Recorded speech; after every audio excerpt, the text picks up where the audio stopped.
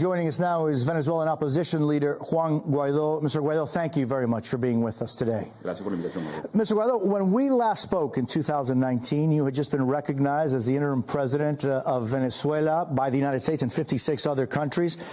Today, you're in the United States after having been threatened by Colombia when you tried to participate in a conference there. What happened?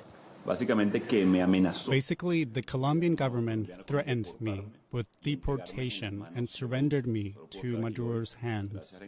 I'm here thanks to the mission of the American government to guarantee my safety.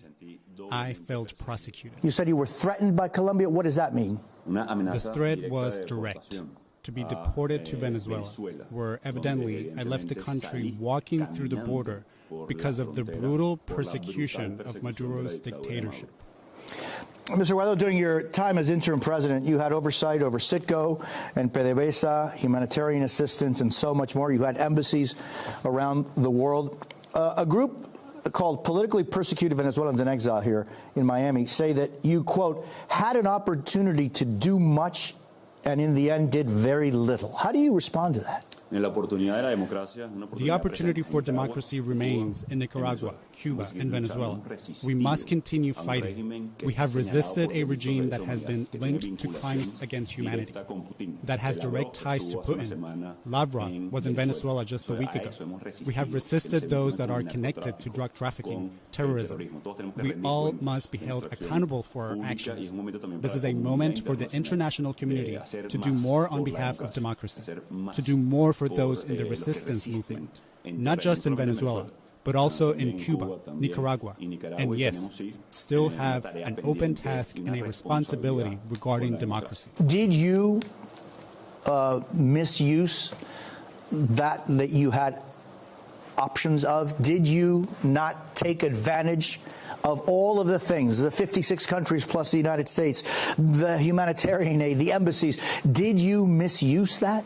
Nosotros utilizamos todas las herramientas a disposición para enfrentar y poder derrotar al régimen de Maduro. We used all the tools at our disposal to face and defeat the regime. We need much more. We have seen it in Nicaragua, in Belarus, in Ukraine. The international community has to be tougher. The tools that we have to confront dictatorships, like the sanctions, have to be exercised with strength, have to hold this dictatorship accountable, and innovate and go further.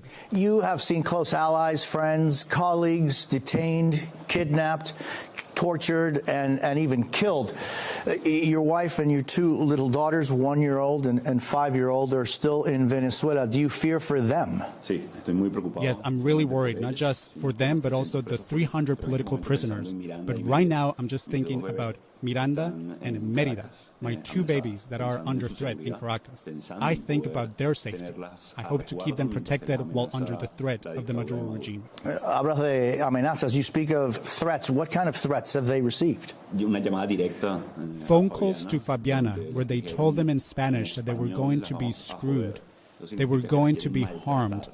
Also, in that call that Fabiana received on Monday, they told them about how I was going to be deported from Colombia to Venezuela.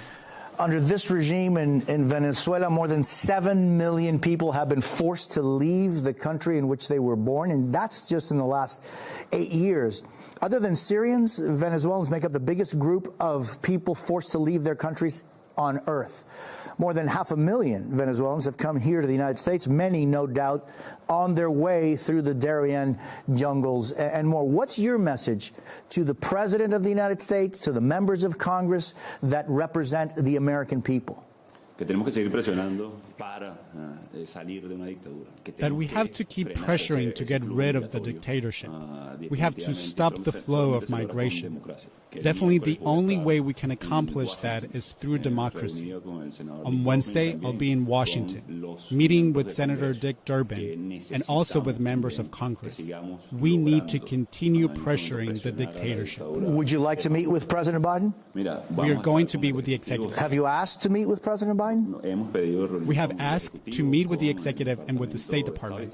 And we are sure, as we feel today, that the government of the United States has dealt with democracy really well, very different from what happened in Colombia. There is a huge contrast between the treatment of the United States and that of Colombia, evidently. Colombia has a new president. Colombia actually is one of the countries that recognize your interim presidency. But now with this new president, is Colombia now different? Today,